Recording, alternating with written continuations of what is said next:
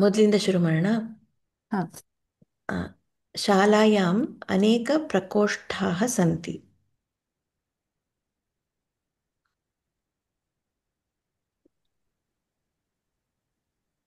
ಮುಂದೆ मम कक्षा प्रथमप्रकोष्ठे अस्ति। ಹ್ಮ್. ಶಾಲೆ ಆ, ಕ್ರೀಡಾಂಗಣಂ ಅಪಿ ಅಸ್ತಿ. ಅದು ಹೇಳ್ಬೋದಾ ಅಲ್ಲಿ ಒಂದು ಓ, ಪ್ಲೇ ಗ್ರೌಂಡು ಇರುತ್ತೆ ಅಂತ. ಹ್ಮ್ ಇರುತ್ತಲ್ವಾ. ಹಾ. ಆ, ಆ, ಅಲ್ಲಿ ಆ, ಬೆಳಗಿನ ಪ್ರಾರ್ಥನೆ ನಡೆಯುತ್ತೆ ಎಲ್ಲ ಸ್ಟೂಡೆಂಟ್ಸು ಅದನ್ನ ಹೇಳಬೇಕು ಅಂದ್ರೆ ಹ್ಮ್ ಹತ್ರ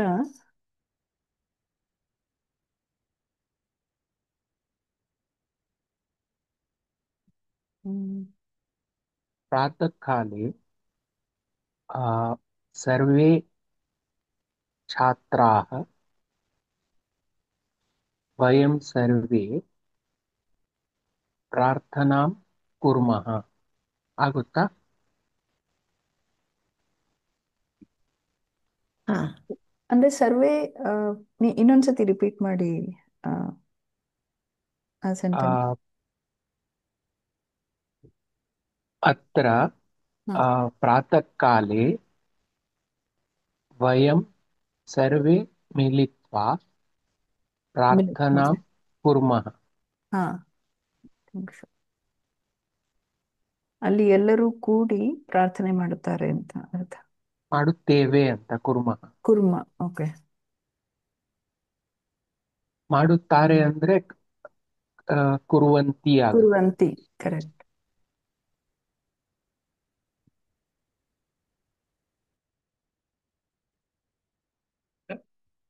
ನೆಕ್ಸ್ಟ್ ನಾನಾ ಏನು ಸಾರಿ ಕೇಳಿಸ್ಕೊಳ್ಳಿಲ್ಲ ನಾನು. ಇಲ್ಲ ಇಲ್ಲ, ಹೇಳ್ಕೊಂಡು ಹೋಗಿ ನೀವು, ನಾನು ಯೋಚನೆ ಮಾಡಕ್ಕೆ ಟೈಮ್ ತಗೊಳ್ತೇನೆ. ಲಾಸ್ಟ್ ಸೆಂಟೆನ್ಸ್ ಏನಾಗಿತ್ತು?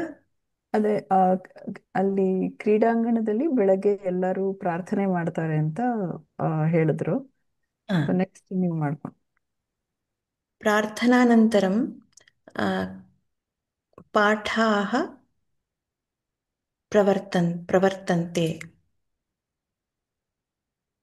ಪ್ರಾರ್ಥನಾನಂತರಂ ಪಾಠಾः ಪ್ರವರ್ತಂತೆ.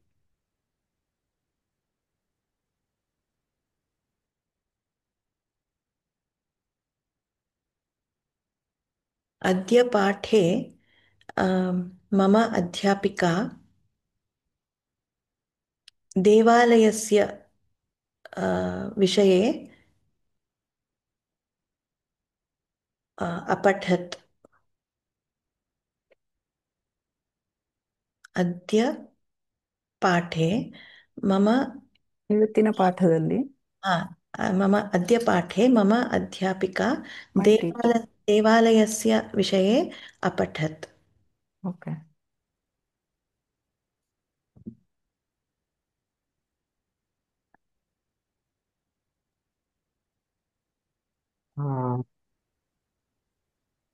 ಗಚ್ಚತಿ ಗಚ್ಚತಃ ಗಚ್ಚಂತಿ ಅಂತ ಕಲ್ತ ಹಾಗೆ ಈ ಅಪಠ ಪ್ರಯೋಗ ನೀವು ಮಾಡಿದ್ರಲ್ಲ, ಹ, ಅದು ಅಷ್ಟು ಸುಲಭವಾಗಿ ನನಗೆ ಅರ್ಥ ಆಗ್ತಾ ಇಲ್ಲ. ಅಂದ್ರೆ ಆ ಈ ಸಂದರ್ಭದಲ್ಲಿ ಅರ್ಥ ಆಗ್ತಾ ಇದೆ, ಆದ್ರೆ ನಾನೇ ಪ್ರಯೋಗ ಮಾಡ್ಬೇಕಾದ್ರೆ ನನಗೆ ಹೇಗ್ ಮಾಡ್ಬೇಕು ಅಂತ ಧೈರ್ಯ ಬರಲ್ಲ. ಹಾ, ಅದು ಧಾತು ಮಂಜರಿ ಇದೆಯಾ ನಿಮ್ಮ ಹತ್ರ? ಹೌದು. ಅದರಲ್ಲಿ ಇರುತ್ತೆ. ಅದು ಲಂಗ್ ಲಕಾರದ್ದು ರೂಪದ್ದು, ಅಂದ್ರೆ ಪಾಸ್ಟ್ ಟೆನ್ಸ್. Okay okay. ಮಾಡಿದರು.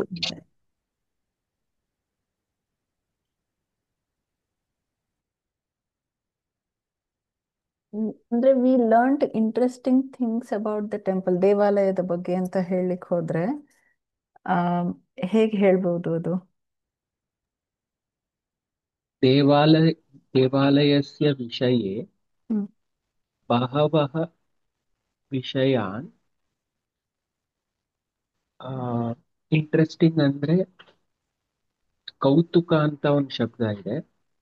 ಅದ್ರ ಸ- ರೋಚ್ ಇಂಟ್ರೆಸ್ಟಿಂಗ್ ರೋಚಕ. ಆ, ಅದನ್ನು ಹೇಳ್ಬೋದಲ್ವಾ? ರೋಚಕ ಬಹೂನಿ ಅಂದ್ರೆ ಇನ್ನ ರೋಚಕ ಫ್ಯಾಸಿನೇಟಿಂಗ್. ವಿಷಯಾನಿ ಹಾ.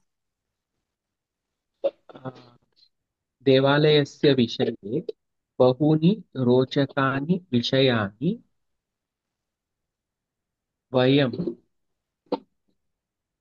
जानीमः. ಹ್ಮ್ ಸರಿ ಇದೆಯಾ?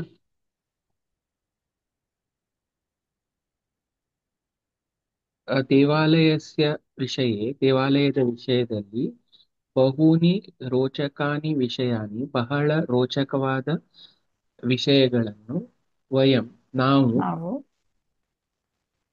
ಕಲ್ತ್ಕೊಂಡ್ವಿ ಅನ್ನೋ ತರ. ಹ್ಮ್ ಆ,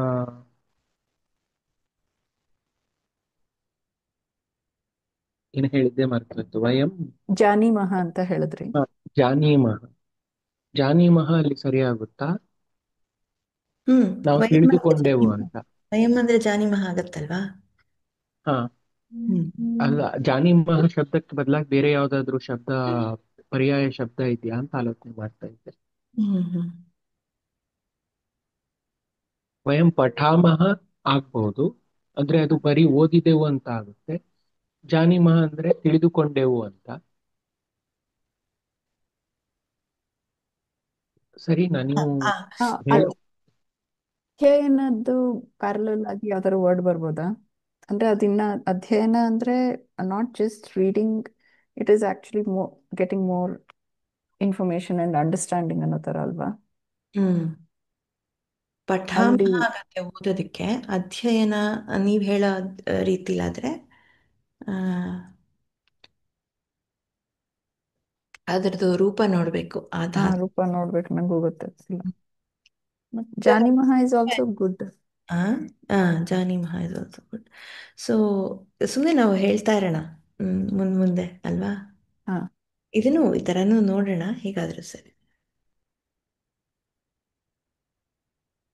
ಮುಂದೆ ದೇವಾಲಯಸ್ಯ ವಿಷಯ ಆಯ್ತಲ್ವಾ?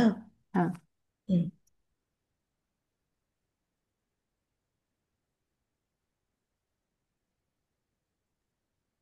ಶಾಲಾಯಾः समीपम् एकं पुरातनः देवालयः अस्ति.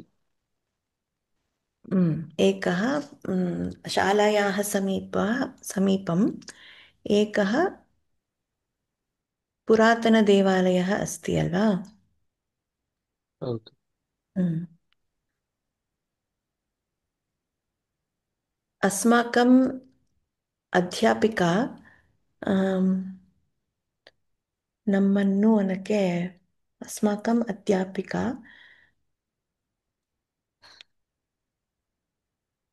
ನಮ್ಮನ್ನು ಆಮ್, ತತ್ ದೇವಾಲಯ ಆ, ತಮ್ ದೇವಾಲಯಂ ಆಮ್, ಆನಯತಿ, ತಮ್ ದೇವಾಲಯಂ ನಯತಿ. ಕರ್ಕೊಂಡು ಹೋಗಿದ್ರು ಅಂತ ಹೇಳಿ. ಹ್ಮ್ ಆ ದೇವಾಲಯದ ಕುರಿತು ನಮ್ಮನ್ನ ಕರ್ಕೊಂಡು ಹೋದ್ರು ಅಂತ. ಹ್ಮ್ ಓಕೆ, ಇದನ್ನ ಹೇಳ್ಬೋದ? ಆ ಟೆಂಪಲ್, ಆ ದೇವಾಲಯ ಅರೌಂಡ್ 900 years ಓಲ್ಡ್ ಅಂತ ಹೇಳಕ್ಕೆ ಹ್ಮ್ ಏ ಆ,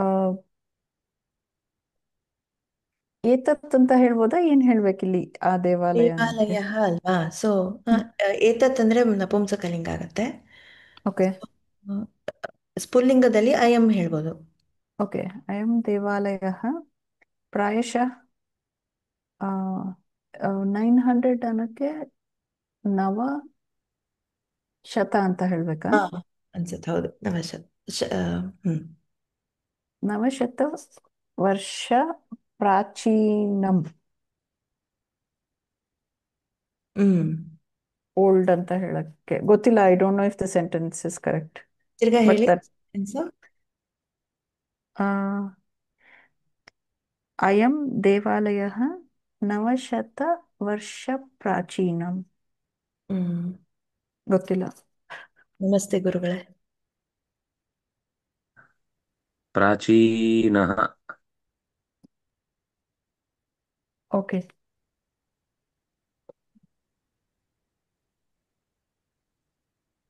ನಾವು ಸುಮ್ಮನೆ ಈ ಒಂದಕ್ಕೊಂದು ಸಂಬಂಧ ಇರೋ ಥರ ಸೆಂಟೆನ್ಸಸ್ ಮಾಡ್ತಾ ಇದ್ದೀವಿ. ಆ, ಚೆನ್ನಾಗಿರುತ್ತೆ.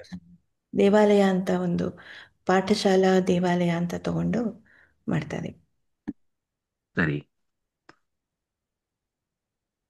देवालये गर्भगृहं शिलामयं भवति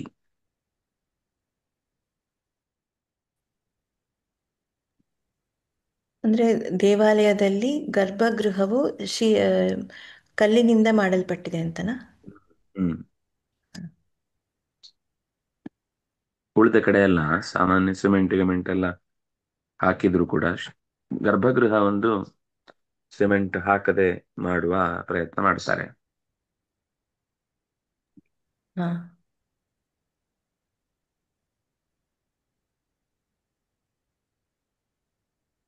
गर्भगृहस्य परितः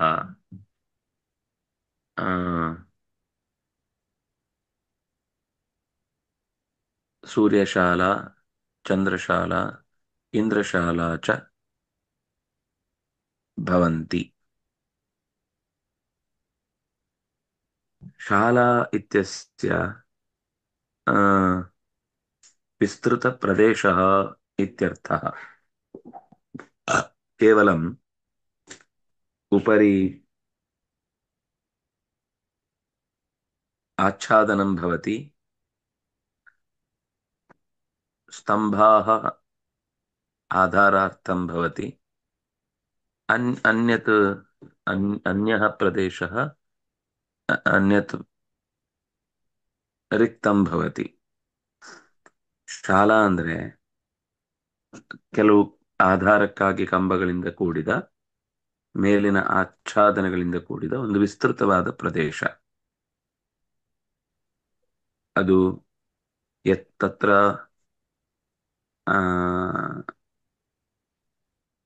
पचति चेत् पाकशाला भवति, पठति चेत् पाठशाला भवति, भुञ्जते चेत् भोजनशाला भवति, पत्नी वसति चेत् पत्नीशाला, ऋत्विजः वसन्ति चेत् ऋत्विक्शाला.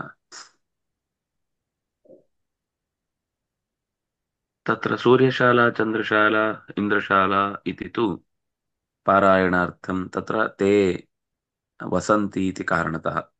चन्द्रः तत्र स्थित्वा धर्मकर्माङ्गं कारयति इति कारणतः चन्द्रशाला. कृष्णमठे तत्र सूर्यशाला चन्द्रशाला इति उच्यते.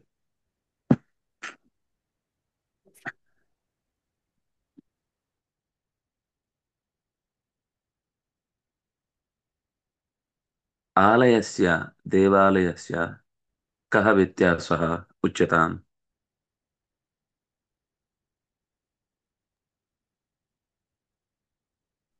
ಶಾಲೆಗೂ ದೇವಾಲಯಕ್ಕೂ ಡಿಫರೆನ್ಸ್ ಏನು ಅಂತನಾ? आम्. ದೇವಾಲಯದಲ್ಲಿ ಗರ್ಭಗೃಹ ಇರುತ್ತೆ, ಅದ್ರಲ್ಲಿ ಮೂರ್ತಿ.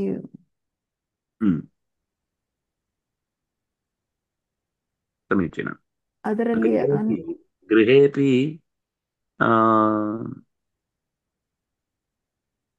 देवस्थानं भवति खलु, देवमूले इति कथयन्ति. तत्र देवानां प्रतिमाः वा चित्रपटानि वा स्थाप्यन्ते. तत्रापि देवालय सादृश्यं भवति खलु.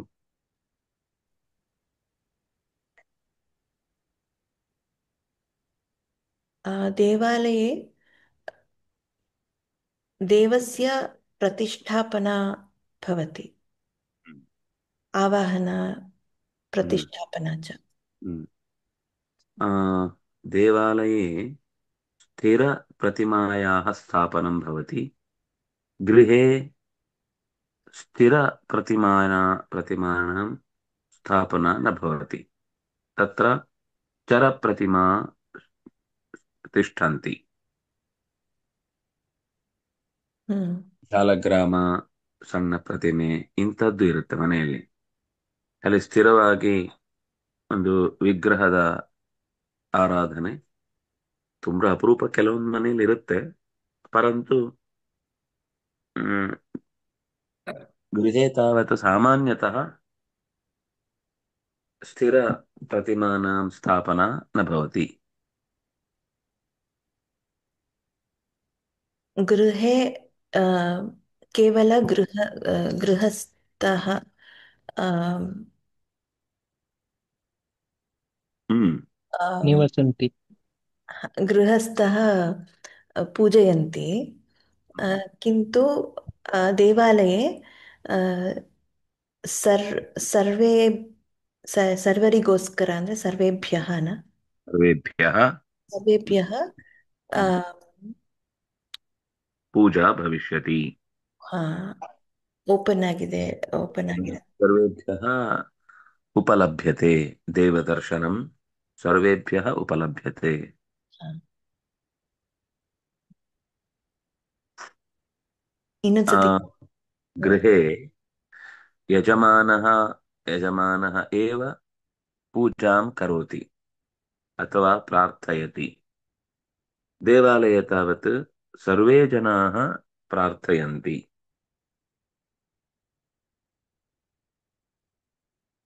सर्वजनेभ्यः आ, प्रतिष्ठ देव आ, गर्भगृहे देवप्रतिमाः स्थाप्यन्ते.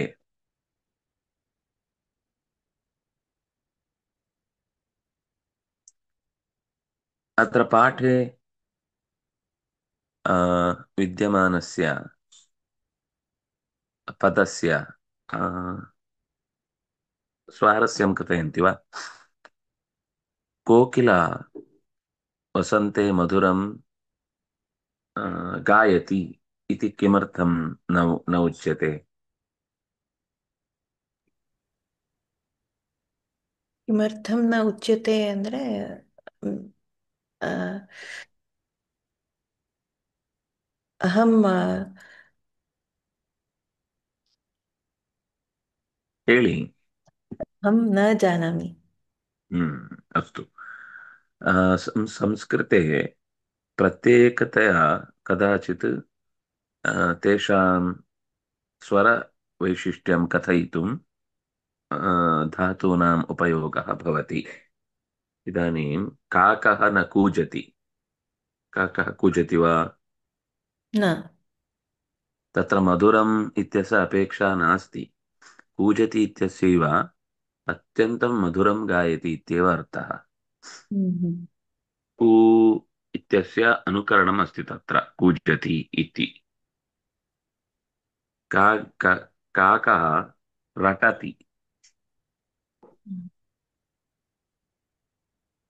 भेकाः रटन्ति. कोकिलाः कूजन्ति.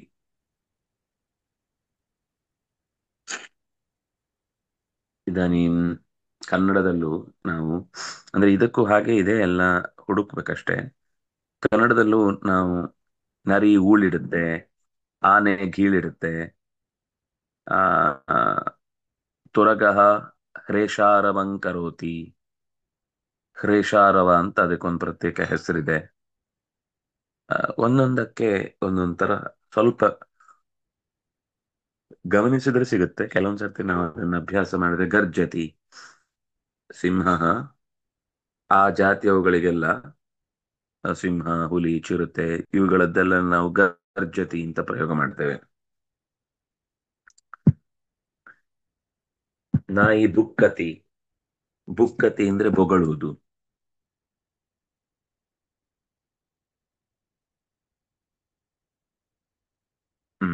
ಇರ್ಲಿ.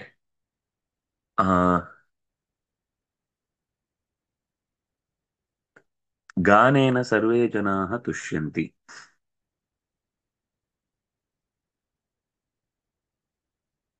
ಇದನ್ನ ಏಕವಚನಕ್ಕೆ ಮಾಡಿ. ಗಾನೇನ ಸರ್ವೇ ಜನಾಃ ತುಷ್ಯಂತಿ ಇದೆ. ಇದನ್ನ ಏಕವಚನಕ್ಕೆ ಮಾಡಿದರೆ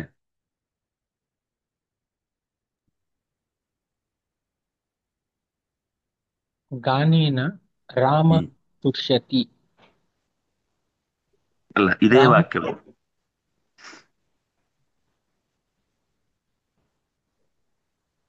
ಇದೇ ವಾಕ್ಯವು. ಗಾನೇನ ಸರ್ವೇ ಜನ ತುಷ್ಯಂತಿ ಅಂತ ಹೇಳಿದ್ರಿ.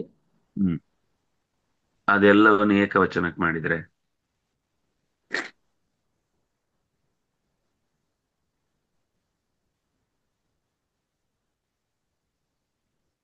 ಅದರಲ್ಲಿ ಸರ್ವೇ ಜನಾಹ, ಸರ್ವೇ ಸರ್ವೇ ಇದ್ದದ್ದು ಜನ, ಬಂತು.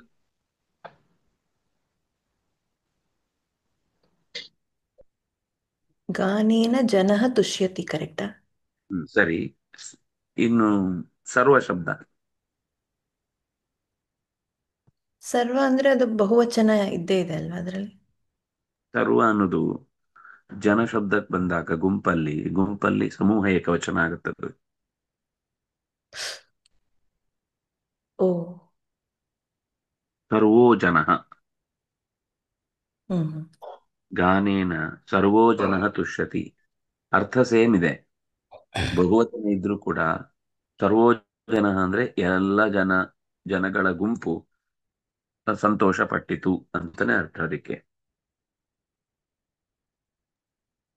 ಗಾನೇನ ಸರ್ವೋ ಜನ ತುಷ್ಯತಿ, ಜನಃ.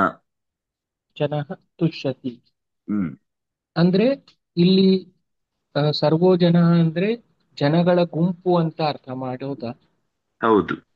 ಆಗ ಅದಕ್ಕೆ ಹಾಗೆ ಅರ್ಥ ಆಗುತ್ತೆ. ಸರ್ವೋ ಜನಃ ಅಂದ್ರೆ ಆ ಜನಗಳೆಲ್ಲ ಅಂತ ನಾವು ಬಹುವಚನದಲ್ಲಿ ಹೇಳಬೇಕಾದ್ದನ್ನೇ ಇದು ಏಕವಚನದಲ್ಲಿ ಅರ್ಥ ಕೊಡುತ್ತೆ. ಜನಗಳ ಗುಂಪು ಅಂತ ಅರ್ಥ ಆಗುತ್ತೆ. ಸರ್ವೋ ಜನಃ, ಎಲ್ಲ ಜನ. ನಾವು ಕನ್ನಡದಲ್ಲೂ ಕೆಲವೊಮ್ಮೆ ಹೇಳ್ತೀವಿ, ಆ ಎಲ್ಲ ಜನ ಬಂದಿತ್ತು ಅಂದ್ರೆ ಆ ಜನರ ರಾಶಿ ಇತ್ತು ಅಂತ ಹೇಳುವುದನ್ನೇ ಜನ ಬಂದಿತ್ತು, ಜನರ ಗುಂಪು ಅಂತ ಅದರ್ಥ. ಎಲ್ಲಾ ತನ್ನ ಜನರ ಗುಂಪು ಬಂದಿತ್ತು.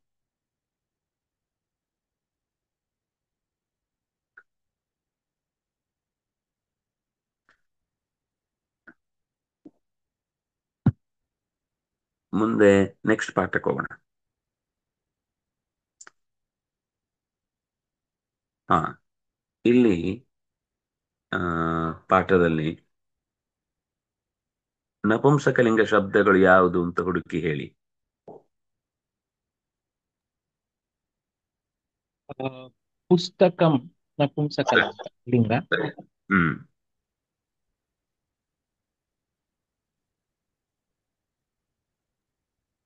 ಏಕಂ. ಸರಿ.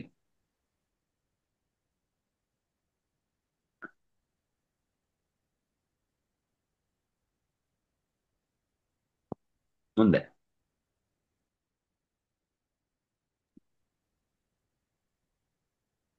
ಮೂಲ್ಯಂ. ಹ್ಮ್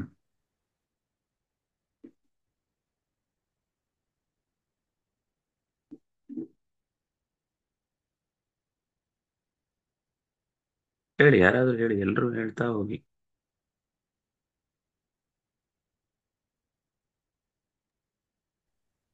ದ್ವಿಶತಂ ಆಗತ್ತಾ?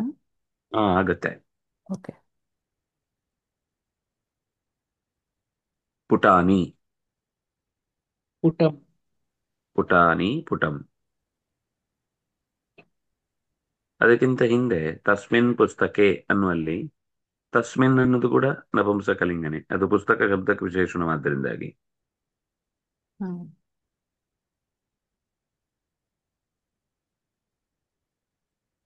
ಭೂಷಣಾನಿ, ವಸ್ತ್ರಾಣಿ, ಧನಾನಿ. ಸರಿ, ಈಗ ವಿಶೇಷಣಗಳನ್ನು ಗುರುತಿಸಿ. ಯಾವುದು ವಿಶೇಷ, ಯಾವುದು ವಿಶೇಷಣ, ಎಷ್ಟಿದೆಯೋ ಎಲ್ಲನೂ ಹೇಳಿ.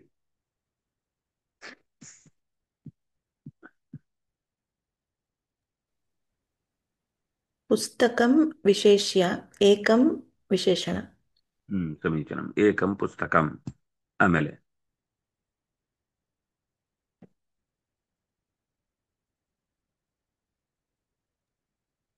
ಹಾಗೇನೆ ಏಕ ಪೇಟಿಕಾ. ಸಮೀಚೀನಂ. ಮುಂದೆ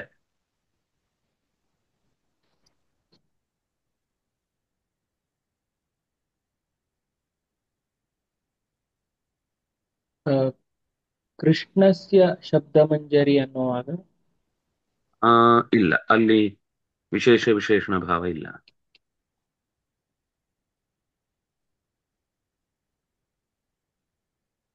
ಗುರುಗಳೇ, ಇದು ಒಂದ್ಸತಿ ನನಗೆ ಎಕ್ಸ್ಪ್ಲೈನ್ ಮಾಡ್ತೀರಾ, ನನ್ನ ಕಾನ್ಸೆಪ್ಟ್? ಸರಿ. ಈಗ ಈಗ ಬಂತು, ಎರಡು ವಾಕ್ಯ ಹೇಳಿದ್ರು. ಏಕಂ ಪುಸ್ತಕಂ. ಹ. ಯಾವ ಎರಡು ಶಬ್ದಗಳು ಆ, ಒಂದೇ ರೀತಿಯ ವಿಭಕ್ತಿಗಳು, ಒಂದೇ ರೀತಿಯ ವಚನ, ಒಂದೇ ರೀತಿಯ ಲಿಂಗವನ್ನು ಹೊಂದಿರುತ್ತೋ ಅದು ವಿಶೇಷ ವಿಶೇಷಣ ಅಂತ. ನಾವು ಕನ್ನಡದಲ್ಲಿ ಹೇಳುವುದಾದ್ರೆ ಆ, ಒಂದು ಪುಸ್ತಕ ಅಂತ ಹೇಳುವಾಗ ಪುಸ್ತಕ ಅನ್ನೋದಕ್ಕೆ ವಿಶೇಷಣವಾಗಿ ಒಂದು, ಅಲ್ಲೆರಡಿದ್ರೆ ದ್ವೇ ಪುಸ್ತಕೆ, ಮೂರಿದ್ರೆ ತ್ರೀಣಿ ಪುಸ್ತಕಾನಿ ಅಂತ. ಇಲ್ಲಿ ಚೇಂಜ್ ಮಾಡಿದ್ರೆ ಎಲ್ಲ ಅಲ್ಲಿಯೂ ಚೇಂಜ್ ಆಗ್ತಾ ಇರುತ್ತೆ. ಹ್ಮ್ ಹಾಗೆ ಹೇಳುವಂತಹ ಈಗ ಸುಂದರ ರಾಮ. ಸುಂದರ ಅನ್ನೋದು ಗುಣ, ರಾಮ ಅನ್ನೋದು ಗುಣವುಳ್ಳದ್ದು. ಈ ಗುಣವುಳ್ಳದ್ದು ವಿಶೇಷ ಆಗುತ್ತೆ. ಸಂಖ್ಯಾ ಗುಣ ಇರಬಹುದು, ಸೌಂದರ್ಯ ಗುಣ ಇರಬಹುದು, ಅಥವಾ ಯಾವುದೇ ರೀತಿಯಿಂದಲೂ ಕೂಡ. ಈಗ ಏಕಂ ಪುಸ್ತಕಂ ಅನ್ನುವಲ್ಲಿ ಏಕತ್ವ ಅನ್ನುವ ಗುಣದಿಂದ ಕೂಡಿದ್ದು ಪುಸ್ತಕ, ಅದರಿಂದಾಗಿ ಏಕಂ ಪುಸ್ತಕಂ. ಏಕ ಅನ್ನೋದು ವಿಶೇಷಣ, ಪುಸ್ತಕಂ ಅನ್ನೋದು ವಿಶೇಷ್ಯ. ಯಲ್ಲಿಂಗಂ ಯದ್ವಚನಂ ಯಾಚ ವಿಭಕ್ತಿ. ಯಾವ ಲಿಂಗ ಯಾವ ವಿಭಕ್ತಿ ಯಾವ ವಚನದಲ್ಲಿ ಅದು ನಿಲ್ಲುತ್ತೋ ತಲ್ಲಿಂಗಂ ತದ್ವಚನಂ. ಆ ಲಿಂಗ ಆ ವಚನ ಆ ವಿಭಕ್ತಿ ಅದಕ್ಕೆ ಏಕಃ. ಈಗ ಏಕಃ ದೇವಾಲಯ ಅಂತ ಆಗುತ್ತೆ. ಏಕಂ ವನಂ, ಏಕಾ ವೀಣಾ, ಏಕ ಶಬ್ದ ಸಂಖ್ಯೆಗೆ ಬಂದಾಗ. ಇನ್ನು ಕೆಲವೊಮ್ಮೆ ಆ ಪುಸ್ತಕ, ಈ ಪುಸ್ತಕ, ತತ್ ಪುಸ್ತಕಂ, ಏತತ್ ಪುಸ್ತಕಂ, ಏತಸ್ಯ ವನಸ್ಯ, ಏನೇ. ಈಗ ಇನ್ನೂ ಒಂದು ಇದರಲ್ಲಿ ಗಮನಿಸಬೇಕಾದ್ದೇನೆಂದ್ರೆ, ಲಿಂಗ ವಿಭಕ್ತಿ ವಚನ ಸಮಾನವಾದ ಹಾಗೆ ವಿಶೇಷಣಗಳು ವಿಶೇಷಣಗಳು ಎಷ್ಟು ಬೇಕಾದರೂ ಬರ್ಬೋದು. ಸುಂದರ ರಾಮ, ವನಸ್ಥಃ ರಾಮ, ಸುಂದರ ವನಸ್ಥಃ ರಾಮ, ಸುಂದರ ಧನುರ್ಧಾರಿ ರಾಮ, ಸುಂದರ ವನಸ್ಥಃ ಧನುರ್ಧಾರಿ ಸಲಕ್ಷ್ಮಣ ರಾಮ, ಸುಂದರ ಧನುರ್ಹಸ್ತಃ ಸಲಕ್ಷ್ಮಣ ಸಸೀತಃ ರಾಮ. ಹೀಗೆ ಎಷ್ಟು ಬೇಕಾದ್ರೂ ವಿಶೇಷ ಒಂದೇ ಇರುತ್ತೆ. ಯಾವುದನ್ನ ಕುರಿತು ಹೇಳ್ತೀವೋ ಅದು, ಏನೆಲ್ಲ ಹೇಳ್ತೀವೋ ಅದೆಲ್ಲ ವಿಶೇಷಣಗಳಾಗಿ ಬರುತ್ತೆ. ಅಂದ್ರೆ ಅದಕ್ಕೆ ನೇರ ಸಂಬಂಧ ಇರಬೇಕು, ಅದರ ಗುಣವನ್ನೇ ಹೇಳ್ಬೇಕೇನಾದ್ರೂ ಒಂದು. ಹಾಗಿದ್ದಾಗ ಅದು ವಿಶೇಷ ವಿಶೇಷಣ ಅಂತ ಆಗುತ್ತೆ. ಈಗ ಇಲ್ಲೇ ಪಾಠದಲ್ಲಿ ಸುಮ್ಮನೆ ಒಂದ್ಸರ್ತಿ ನೋಡ್ತಾ ಹೋಗೋಣ. ಏಕಂ ಪುಸ್ತಕಂ, ಏಕಾ ಪೇಟಿಕಾ. ಏಕಾ ಪುಸ್ತಕಂ ಆಗುದಿಲ್ಲ, ಯಾಕೆಂದ್ರೆ ಪುಸ್ತಕ ನಪುಂಸಕಲಿಂಗ, ಏಕಾ ಸ್ತ್ರೀಲಿಂಗ ಆಯ್ತು. ಇನ್ನು ತತ್ ಕೃಷ್ಣಸ್ಯ ಅಂತ ಹೇಳೋಣ ಅಂದ್ರೆ ಆಗುದಿಲ್ಲ, ಯಾಕೆಂದ್ರೆ ಕೃಷ್ಣಸ್ಯ ಷಷ್ಠಿ ಇದೆ, ತತ್ ಅನ್ನೋದು ಏಕವಚನದಲ್ಲಿದೆ. ತಸ್ಯ ಪುಸ್ತಕಸ್ಯ ಅದಾಗುತ್ತೆ, ಯಾಕೆಂದ್ರೆ ತಸ್ಯ ಪುಸ್ತಕಸ್ಯ, ಆ ಪುಸ್ತಕದ. ಆ ಪುಸ್ತಕ ಅಂತ ಅನ್ನೋದು ಆ ಅನ್ನುವ ಗುಣವನ್ನ, ಅಂದ್ರೆ ಅದು ಒಂದು ವಿಶೇಷವಾದ ಗುರುತು ಹಾಕುವ ಗುಣವನ್ನ ಪುಸ್ತಕ ಶಬ್ದಕ್ಕೆ ಹೇಳ್ತಾ ಇದೆ. ಅದನ್ನಾಗೆ ಅದು ವಿಶೇಷ್ಯ, ಪುಸ್ತಕ ವಿಶೇಷ್ಯ, ತಸ್ಯ ವಿಶೇಷಣ ಆಗುತ್ತೆ. ಇನ್ನು ಏಕೋ ರೂಪ್ಯಕಃ, ಅಲ್ಲಿಯೂ ಕೂಡ ಹಾಗೆ.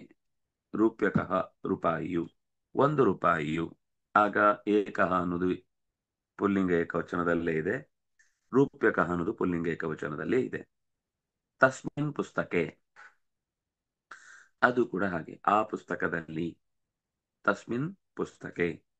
ದ್ವಿಶತಂ ಪುಟಾನಿ, ಇಲ್ಲಿ ಮಾತ್ರ ದ್ವಿಶತಂ ಅನ್ನೋದು ನಿತ್ಯ ಬಹುವಚನಾಂತವಾದ ಶಬ್ದ, ಆದ್ರಿಂದ ನಮ್ಗೆ ರೂಪ ಸಮಾನವಾಗಿ ಕಾಣಲ್ಲ. ದ್ವಿಶತಂ ಪುಟಾನಿ ಅನ್ನುವಲ್ಲಿ ದ್ವಿಶತಂ ಅನ್ನೋದು ಹಾಗೇ ಇರುತ್ತೆ. ಈ ರೀತಿಯ ವಿಶೇಷ ಶಬ್ದಗಳಿದ್ದಾಗ ಮಾತ್ರ ನಿಯಮ ಹೋಗುತ್ತೆ. ಅಂದ್ರೆ ಸಮಾನ ವಿಭಕ್ತಿ, ಸಮಾನ ವಚನ. ವಸ್ತುತಃ ಸಮಾನ ವಿಭಕ್ತಿಯೇ ಅದು, ವಿಭಕ್ತಿ ಬೇರೆ ಆಗ್ಲಿಲ್ಲ, ಆದ್ರೆ ವಿಭಕ್ತಿ ರೂಪಕವಾದಂತಹ ಲಕ್ಷಣ ಅಲ್ಲಿ ಕಾಣಲ್ಲ. ದ್ವಿಶತಾನಿ ಪುಟಾನಿ ಅಂತ ಹೇಳಲ್ಲ. ಅದು ದ್ವಿಶತಂ ಅಂದ್ರೆ ನಪುಂಸಕಲಿಂಗ, ಬಹುವಚನ ಅಂತಾನೆ ಅರ್ಥ, ದ್ವಿಶತಂ. ಆಮೇಲೆ ಅದೇನಾದ್ರೂ ಹೇಳಿ. ಅವ್ಯಯ ಆಗತ್ತಾ? ಅವ್ಯಯ ದ್ವಿಶತ ಅಲ್ಲ, ಅವ್ಯಯ ಅಲ್ಲ. ಅದು ಯಾವಾಗ್ಲೂ ಬಹುವಚನಾಂತವಾದ ಶಬ್ದವೇ, ಹಾಗೇ ರೂಪ ಇರುತ್ತೆ. ಓ, ಸರಿ ಸರಿ. ಹಾಗೆ ನೋಡಿ ಮುಂದೆ ಷಷ್ಠಿ ಪುಟಾನಿ ಅಂತಿದೆ, ಅಲ್ಲೂ ಹಾಗೆ. ಷಷ್ಠಿ ಅನ್ನೋದು ಚೇಂಜ್ ಆಗಲ್ಲ. ಈಗ ಷಷ್ಠಿ ಸೈನಿಕಾಹ ಹಾಗೆ ಹೇಳ್ಬೋದು. ಆದ್ರೆ ಸೈನಿಕಾಹ ಅಂತ ಬಂದಾಗ ಷಷ್ಠಿ ಅನ್ನೋದು ಪುಲ್ಲಿಂಗ, ವನಾನಿ ಅಥವಾ ಇಲ್ಲಿ ಪುಟಾನಿ ಅಂತ ಬಂದಾಗ ಅದು ನಪುಂಸಕಲಿಂಗ. ಸ್ತ್ರೀಯ ಷಷ್ಠಿ ಸ್ತ್ರೀಯ ಸಂತಿ ಅಂತ ಹೇಳುವುದಾದಾಗ್ಲೂ ಷಷ್ಠಿ ಎನ್ನುವುದು ಅದು ಮೂರು ಲಿಂಗಗಳಲ್ಲೂ ಸಮಾನವಾಗಿ ಬರುತ್ತೆ.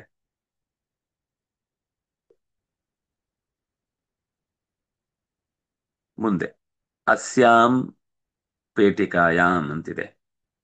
ಅದು ಹಾಗೆ, ಈ ಪೆಟ್ಟಿಗೆಯಲ್ಲಿ ಕಾನಿ ವಸ್ತೂನಿ, ಅದು ಕೂಡ ಸಮಾನವಾದ ಯಾವ ವಸ್ತುಗಳಿವೆ. ಕಾನಿ ವಸ್ತೂನಿ, ಕಾನಿ ವಸ್ತೂನಿ ಅನ್ನುವಲ್ಲಿ ವಸ್ತೂನಿ ಅನ್ನೋದಕ್ಕೆ ಕಾನಿ ಅನ್ನೋದು ವಿಶೇಷಣವಾಗಿ ಬಂದಿದೆ. ತಸ್ಯಾಂ ಪೇಟಿಕಾಯಾಂ, ಆ ಪೆಟ್ಟಿಗೆಯಲ್ಲಿ. ಇನ್ನು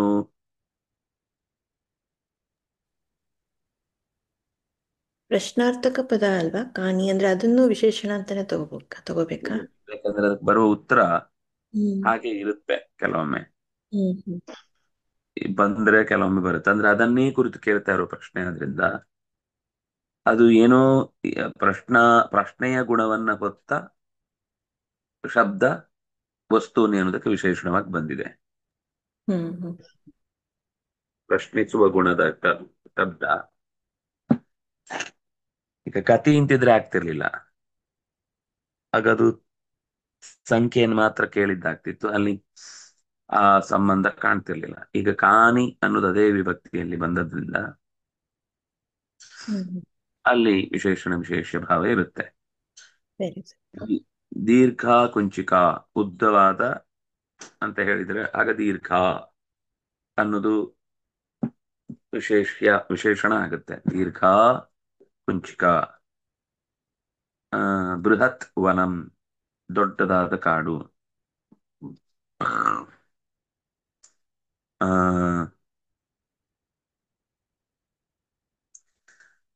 ಪರಶುಹಸ್ತ ರಾಮ, ಪರಶುಹಸ್ತ ಅನ್ನೋದು ಗುಣ, ರಾಮ ಅನ್ನೋದು ವಿಶೇಷ್ಯ. ಪರಶುಹಸ್ತ ರಾಮ.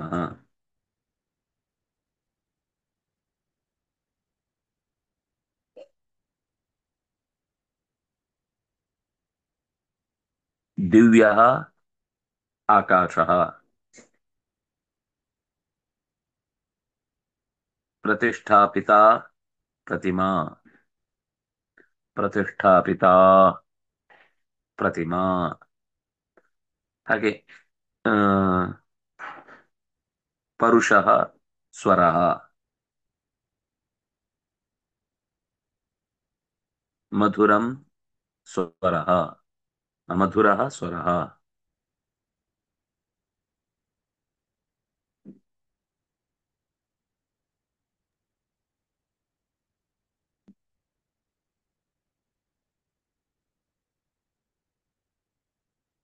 ಸರಿ, ಮುಂದೆ ಹೋಗೋಣ.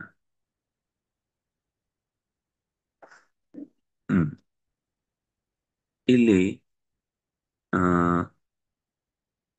ಅವ್ಯಯಗಳನ್ನ ಹುಡುಕಿ ಹೇಳಿ.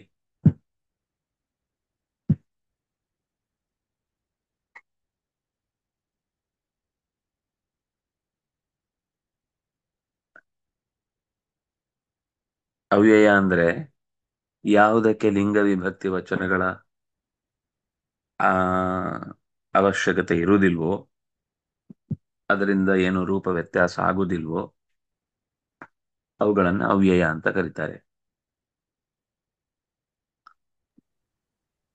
ಚ ನ. ಚ ಹ್ಮ್ ನ.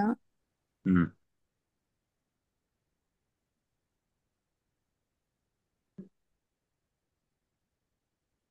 ನಿಮಗೆ ಪಾಠದ ಆರಂಭದಲ್ಲೇ ಬಂದ ಎಲ್ಲವೂ ಅವ್ಯಯನೇ ಅಲ್ಲಿ. ಯದಾ ತದಾ. ಹ್ಮ್ ತು, ಕಿಂತು, ನ, ವತ್. ಆಕಾಶವತ್ ತಿಷ್ಠತಿ ಅಂದ್ರೆ ಆಕಾಶವತ್ ಅನ್ನೋದು ಅವ್ಯಯ. ಆಗ ಅದರಂತೆ. ಕತ್ತಿ ಅಂತ ಕೇಳ್ತಲ್ಲ, ಅದು ಅವ್ಯಯನೇನ? ಹೌದು ಹೌದು. ಹಾ ಸರಿ.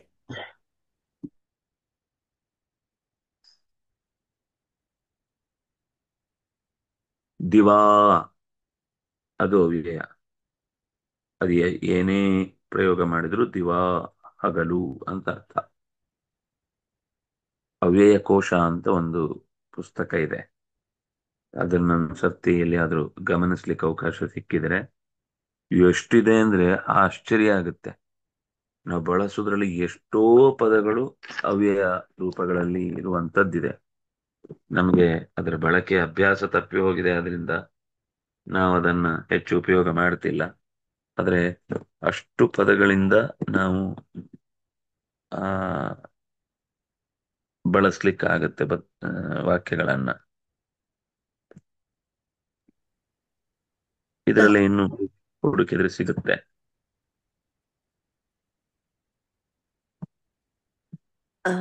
ಅಂತತಃ ತಹ ಅಂತೆಲ್ಲ ಬರುತ್ತಲ್ಲ, ಅದೆಲ್ಲನೂ ಅವ್ಯಯನೇ ಅಲ್ವಾ? ಹೌದು ಹೌದು.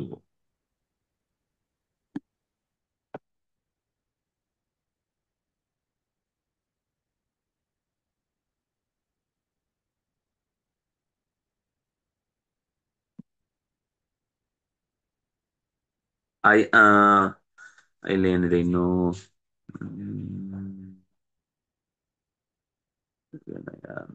ಗಣಯಿತು,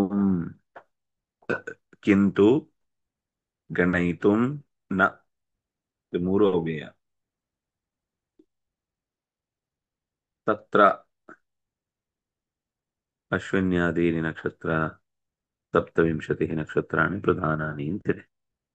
ಸರಿ, ತತ್ರ ಅನ್ನೋದು ಅವ್ಯಯ. ಮುಂದೋಗೋಣ.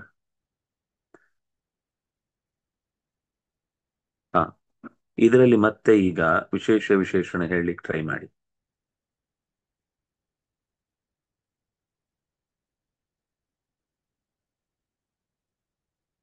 ಆಮೇಲೆ ಧಾತುಗಳನ್ನು ಗಮನಿಸಿ.